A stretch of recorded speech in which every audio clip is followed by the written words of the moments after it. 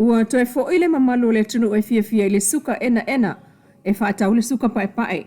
Ina ua whaitau vai aswa ina e talu na le maua le suka i whalolo e pe o le whalolo Frankie lo topa.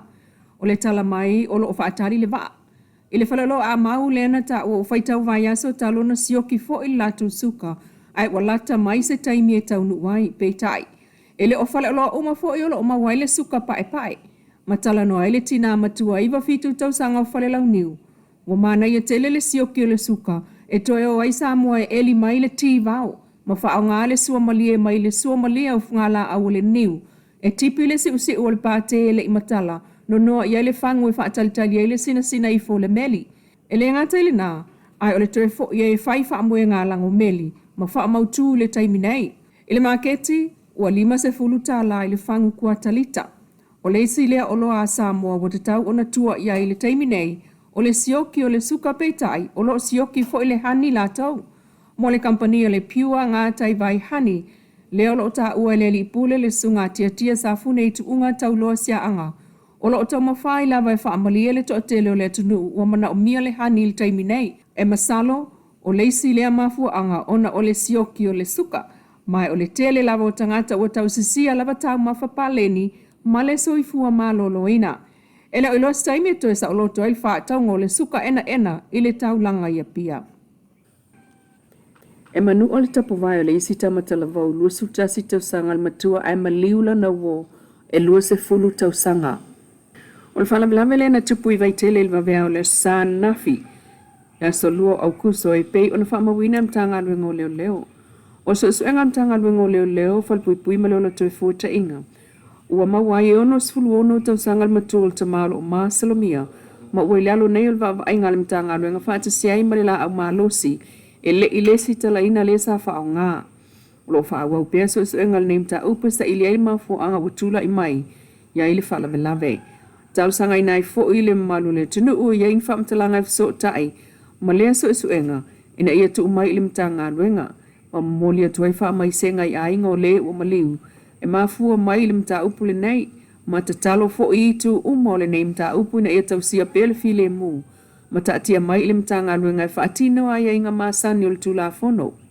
Ai abe ai fo i le avano e wha autu ai lu tato tunu lau tele e wha apso tai mai pele mta ngā luenga o leo ni whainga wha vevesi, po o ni wha apotoputonga o le petia ai le nofo file mu. Ai au le tali atu iai ina i tutupu ai ni wha lave le fuafua ina. Whaafta iai fo in tanga luengo leo le langolango sua le atunu ua whaanga solo ai ala tau suenga. Inisi o Tala, ua whaawa fo suenga leo le maliwa yo se li i le umane o ta longa liki la kapil malai o vaiala, ile esto na ile ente nei, peta iwa tala mai fo il pulenga mtanga luengo leo mo ni isi o le tunu, sa o la tau pu eina lea FSS e inga, po nisi fo ina o la tau whaalau loa ni ata o lea whaale tonu, e ono anga waa ile suenga whai. Ina ia wha ailoa sawane lava i lungo le itu lau le ofisa o leo. Ua talo sanga ina fo e leo le vato wha asala lau ngolo o ilungo le Facebook. E soso an tele le suenga o lo whaia. O le langolango mai le tunu ue ta ua tele soso an ili tausia lea. O le file e mu e maise o ta alonga. Ai o le whaia o se wha atatau tala whea ngai ai. Male a inga o le ua maliu. Ai ua whautua ina fo e leo ila ato lo o a fia e whaatatia ese ni masei e tupu mai a wa ona mionga e o ane lava i leo ma whaatino lo i eile tula fono e tusa ai. Ua whautua mai e neile tina tala vau le fionga si usenga i ainga o lona pitonu. E loka o lato maota masiaki a lato cameras po mea po e ata ina ia mauti noa e ola le leimo le leo ina o lato si o manga mo le saunga le mu. O le tina lea wo ia whaasala lau whaalawa i tele mai le ata o le tangata na whaata i ailo na ainga i le tolu le vavea o le sa nafi. O le whea alwa ia le ali i tala vau le loto ana mawa i le masini pu e ata ma wala awa tulo i ailo na tau ainga i le masini whaale o tele ma tete mu ai le tangata lea na alwatu. O le isi na alwane le whaito ai luma o le whaale whai le mask e pupuni ai o na fōlinga. I wha maunga le tina sa whaapea ia a nofo lata ile maota o le pale mia matua oi foi ile whawhenga inga. Ai e malu ai ai ele sefe foi. O le whawhetai ile toa o lona tau a inga lena vilia le tua oi o tangata foi mai fafo o lo nofo la tala tatu ia latou lea na o ane ma o latou whaasoa i le whaale tonu. Ua whaamawina le tele o ainga o latou whaangaina masini po eata i neon po o civilian cameras. O tele fo i ainga o latou whaau ngā sulu e alu i le la. E sulu ngia o maitu a whale mata whaamota. Ai o lalo la au ma Vaifanua e ono sao atua ile au sa whai.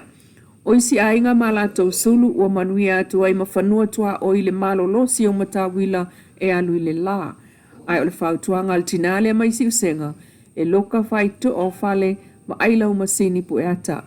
O tai whau o amata fo i ona la matia ile wha o na nā o meola e pe o na moli mawina i trula ele ile amatanga o le tausanga nei.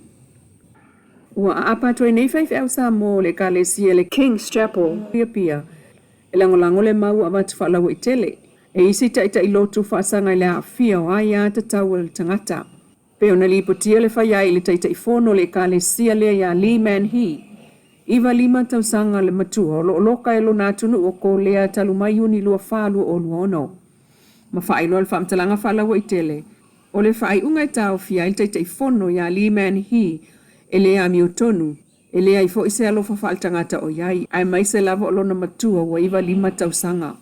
O le whaife au fisosoani a lea e ka le sia i Samoa na ia una ia le malo ko lea. Ina ia toe ilo matoe mana tunatu ma le totoa, ili nei whaai unga ina ia mautinoa lo manu malo lea mi o tonu ma le sao. O lo tau fia le taita i fono ia Lee Man He i ko lea i saute. Talu mai lea sto lua whao yuni lua o luono, ele whaamasinonga i souli ko lea talu, o lo o iaile tūlanga la matia, o le whaalea ina o mōli mau. Mai e ono vea o se pango ta asili o na matua i ko lea. O tua inga, o le taitai fono e au fia ile solia le tula fono whainga whaapolo kiki, ilo na whaamalosi le alisilia 5 suluno a whetangata le ka le sia, le Shing Sheng Ni, e au wai le vaenga whaapolo kiki, le People Power Party, po le PPP, na ia afia ile filfilia o sui mo le pale mene ma le prestene ko lea. Mai le lua olua tasi lua olua wha. O ise tua inga o le whaalablabeina o ngā luenga. Tolu o le alo la fonga. O lo tua ia foi o ia. I le alo i la fonga. E tusa ma le fitu tesi ma le 5 piliona won. Mai le lua o tasi ono i lua olua o. Mai lo te ena uma le taitei fono ia li na tua inga. O Lee Man He na ia whaavai mai le ka le sia Shing Sheng Ni. I le hawhiwa se la walu wha. E manatu le ka le sia le manisi whala poptonga wa fia ia tau tangata il neim ta upu. Ai o le saolo tonga o tapua inga. O le aunga o le wha pisa o le teimi nei. Ina ia to ilo e ko le ala na wha tau. O tau fia ile teitei fono ma wha sao loto o ia. Mai o lo whanga solo pia le wha masinonga. E wha to a tau salaina lava le tangata pe a wha mao nia tua inga. O staimi o iluma, o le amaua tuai stato whelo inga mata i tai o lea tali tonunga i Samoa nei.